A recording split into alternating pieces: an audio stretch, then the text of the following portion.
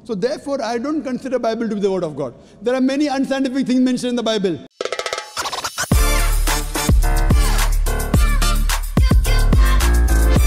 Shalom saudara-saudara, salam 5 roti, 2 ikan, buka hati, diberkati Tuhan. Saya kembali menanggapi apa yang dikatakan oleh Mas Zakir Naik. Beliau sedang menyalah-nyalakan Alkitab ya. Jadi saya akan coba jelaskan supaya penjelasan beliau ini tidak mempengaruhi iman dari anak-anak Tuhan yang kebetulan mendengarnya ya. If you read the book of Genesis, I can give a lecture only on the contradictions, on unscientific things. I don't consider word of God. Do you consider Bible to be the word of God? Yes. Okay. Now do in the book of Genesis chapter number 1. Yes. Verse number 16. It says, Almighty God created two lights. The greater light, the sun, to rule the day. The lesser light, the moon, to rule the night. Bible says the light of the moon is its own light. Do you believe in that? Saudara-saudara, Alkitab tidak pernah mengatakan bahwa bulan memiliki cahayanya sendiri. Ini adalah beberapa ayat tentang bulan dan cahaya. Maka Allah menjadikan kedua benda penerang yang besar itu, yakni yang lebih besar untuk menguasai siang dan yang lebih kecil untuk menguasai malam. Yang besar itu maksudnya matahari dan yang lebih kecil itu adalah bulan. Maka terang bulan purnama akan seperti terang matahari terik, dan seterusnya dan seterusnya. Tetapi pada masa itu, sesudah siksaan itu, matahari akan menjadi gelap dan bulan tidak bercahaya. Tidak ada satupun ayat tersebut yang mengatakan bahwa bulan memiliki cahayanya sendiri. Tidak ada satupun ayat di Alkitab yang mengatakan bahwa bulan memiliki cahayanya sendiri. Mas Zakir sendiri yang bilang seperti itu untuk menjebak si orang yang bertanya itu. Jadi Mas Zakir mengada-ngadakan apa yang tidak ada di Alkitab. Mas Zakir membuat teori sendiri tentang apa yang diajarkan oleh Alkitab. Mas Zakir Naik salah. Saudara-saudara, menggambarkan bulan yang memiliki cahaya adalah masalah gaya bahasa. Bahasa kita sehari-hari, nggak salah.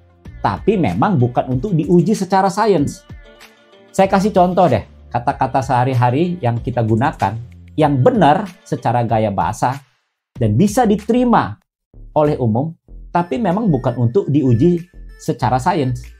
Contoh, matahari terbit di timur dan tenggelam di barat.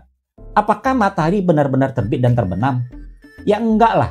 Tapi secara mata kita melihat benar, tapi secara sains tidak. Lalu, apakah kalau orang mengatakan itu, langsung kita bilang, kamu salah, matahari nggak tenggelam?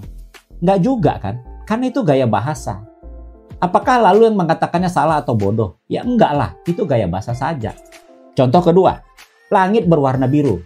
Secara mata kita melihat, benar langit berwarna biru. Secara sains, langit tidak biru kan? Tapi bukan berarti kalau kita mengatakan, langitnya warnanya biru. Kita nggak salah. Apakah air laut berwarna biru? Enggak juga. Air laut itu bukan berwarna biru. Dia hanya memantulkan warna dari langit yang di atasnya. Jadi kalau dikatakan air laut berwarna biru, itu tidak salah. Tetapi kalau dibuktikan secara sains, memang salah.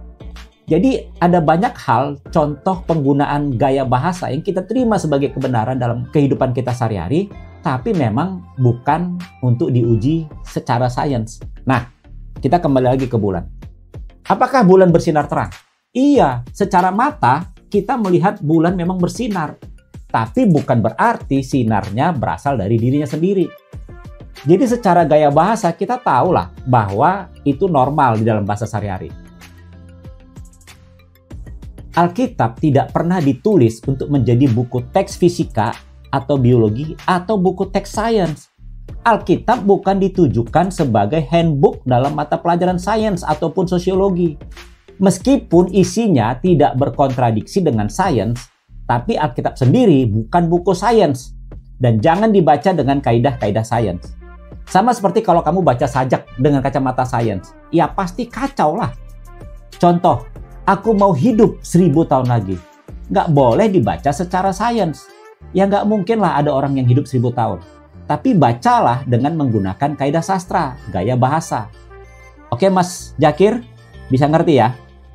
Salam 5 roti, 2 ikan, buka hati, diberkati Tuhan.